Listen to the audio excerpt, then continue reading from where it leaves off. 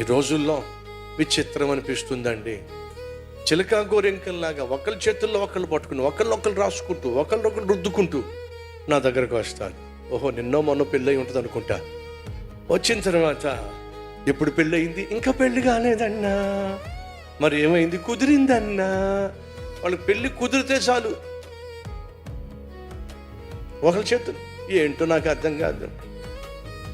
పెళ్ళి కుదిరిందంట, చట్టా పట్టాలు వేసుకుని చిలక గోరెంకలు రుద్దుకుంటూ వస్తున్నారు. ఎంత చిరాకు పడుద్దో నాకు.